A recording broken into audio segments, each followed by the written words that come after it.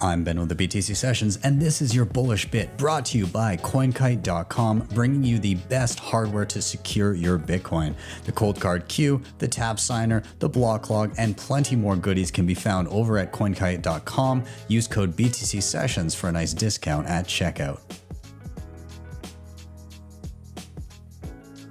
The overall reason why my bullishness is exploding is everything that's going on, both that people are labeling as both good and bad. Because Andreas used to say during some of his speeches, a ship is safe in harbor, but that's not what ships are built for. He was referring to Bitcoin's anti-fragility, and Bitcoin's not sitting safely in harbor now, right? There's no question. It's out sailing the oceans, and it's getting attacked left, right, and center. And the crew of the Bitcoin ship, of good ship Bitcoin, which is all of us, everyone all over the place, have to figure out how to keep this thing going. And the beauty is it does keep going, right?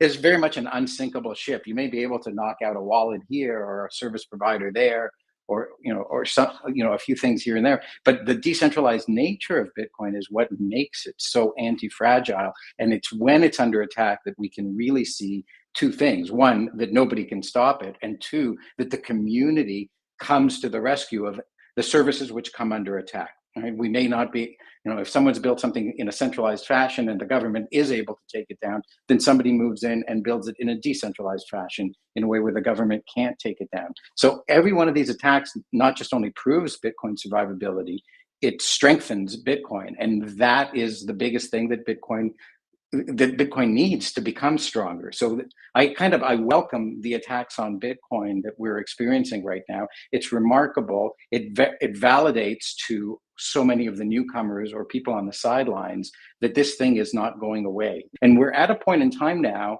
where Bitcoin is on the world stage. It's in the big leagues ever since the ETFs got passed.